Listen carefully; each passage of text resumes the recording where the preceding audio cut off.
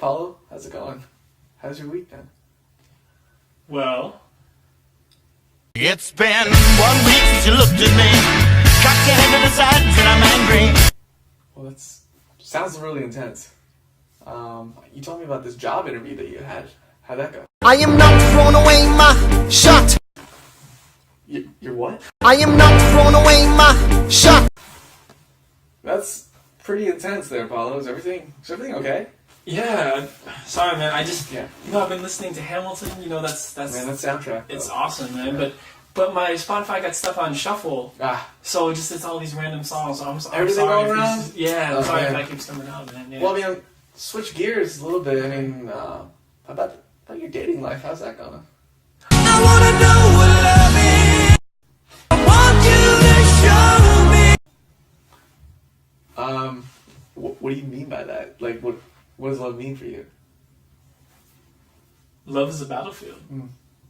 How's it been since your roommate left, right? Did she leave? Ain't no sunshine when she's gone. Only darkness every day. Is she ever coming back? Ain't no sunshine when she's gone. She's always gone too long.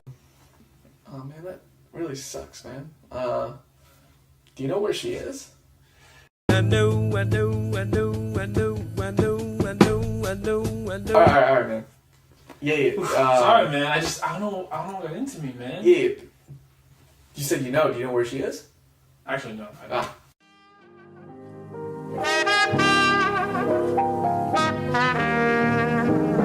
What's up, everyone? This is Paolo, This is Akshay. and welcome to another video for Therapist Threads. Now, today we're going to be introducing this new kind of series of videos, music and therapy. So I hope you M&T. M&T, y'all. yeah, pretty much. M&T. Yeah, that works. So if you enjoyed our video, I hope you all enjoyed our video at the beginning. We're just having a little fun, but that was a little intro. So today we're just going to talk a little bit about the way both of us have used music in therapy, or just used music therapeutically in a number of the other things any we've other done. settings. Yeah. And we're going to mention this at the end, but we also are definitely opening this up. This is something we definitely want to hear from all of you, of the ways you've either worked directly using music in therapy or other things you've done with anything related to music within a therapeutic setting. Or how about even like music in your own lives? Oh yeah, like when music, yeah, exactly. What music means to you? That's a good one, yeah. So Do you want to start? I have a question Sure, for you. Like, yeah. talk about your experiences using music, whether it's in a therapeutic setting or music in your own life. Like, what did that look like? Can you give like an example? yeah, so I have an example of when I was first doing clinical work. It was in home behavioral work, mostly with children on the autism spectrum, and it was all over New York City. And just at that time, I always would have a guitar on me just because I just like to play my guitar. Just like random times that I had some spare time, just go in the park and play some music, whatever it might be. And I remember working with one particular client who had some disabilities, had some learning differences, some stuff she was dealing with, some special needs, and she had been bullied a lot. And the one thing that got her helped her a lot with her confidence and just feeling better about herself was the music she listened to. So we actually got the idea, because she would be like, oh, like, you have your guitar, and I'd be like, okay, yeah, like, we can play some music, and we'd actually play some of these songs that she really liked. Any genres? Mostly pop music, like I remember we'd play everything from like Dynamite by like Tayo Cruz or something like that to like Top 40 stuff. yeah, top 40 stuff, or like some song, I don't know, that's the one that comes to mind. But we actually got to the point where she had practiced with me so much that she actually performed these in a talent show at her school. Pretty cool. So They help build her confidence. yeah, it definitely helped build her confidence. Other than that, I mean, I've worked with a lot of kids since then, a lot of teenagers, and I remember in one particular case I was working with a Mexican male boy, and he was telling me about banda music, which I actually had heard a little bit, but really didn't know much about. And I actually came and I went and listened to a couple of songs, listened to some music, just during my drive home, something like that. And he actually really appreciated that. I came in and I asked him, like, who are these artists and stuff like that. And he said, oh, wow, you listen to them?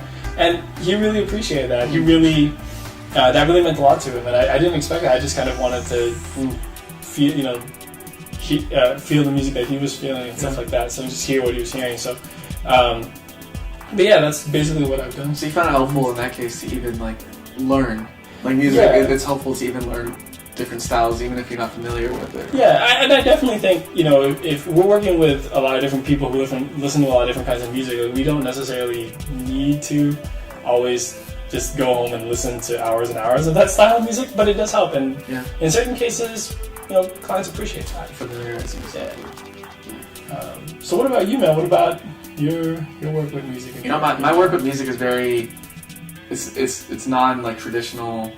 It's very unstructured. Like I haven't had any like training with like music therapy or anything like that. It's more my own general experiences with music. Mm-hmm. And you have a lot of it too, man. A lot of different genres. Yeah, I've been playing. I talked about it a little bit in the first video, but I've been playing a lot of like Indian classical music, and I started playing the flute when I was 9. So I promise he'll play for y'all sometime. Continue, hopefully. Sometime. Yeah. He's really good. I've always found out that music, even when it's used to stimulate like creative expression, can be really helpful. I've done a lot of work with like songwriting with some of the students I've worked with, whether it's like writing their own lyrics, writing their own rap songs. I've noticed in like a lot of rap songs, people, if you listen to rap, a lot of rappers talk about how badass they are. How like, this is what I got, this is how much money I have, this is, I do all these great, awesome, amazing things. That's not how they say it, but... So how do you apply this to, I know you did narrative therapy in your first setting. Oh yeah. And so how would you work with kids in that setting using that? It's narrative therapy is nothing more than just changing and externalizing sort of negative aspects of someone's life, and also finding out new ways to rewrite someone's story. And it's crazy how like songwriting can really fit in really well with narrative therapy work. A lot of the kids, if they write their own rap songs and some of the lyrics, it doesn't necessarily have to be like, let's get into like the deep-rooted problems and write them in a song. It can be like, let's just be like a rapper and exaggerate everything that we have, and really help develop or even increase a kid's self-esteem, and can help rewrite this just dominant narrative in someone's life that's more like you're not going to be successful or you're not going to accomplish things. When you're writing your own lyric and the lyric is extremely positive and hopeful, uplifting. I know you do, even when you teach music, because I know you still teach a lot of music, like let's say when you're teaching like Indian classical music, how do you use things therapeutically, do you do things therapeutically within that framework? Indian classical music is a lot of improv and a lot of just, it's almost like jazz. It's like some like structured jazz. A lot of Indian classical music also uses, it's do, re, mi, fa, sol, la, ti, do scale, like 7-note scale. But there's our main note is called sa, and it's amazing how holding that sa, and you're holding that one note for 15 to 20 seconds just helps ground you. I've talked to people who use that note to lead like meditation exercises. Sometimes when I'm if I'm like jamming with people or even like teaching and working with other people and teaching them flute, I'll just ask people to hold one note. And the lesson for like an hour could just be hold one note for 1 hour. To take your time to really understand what this note means.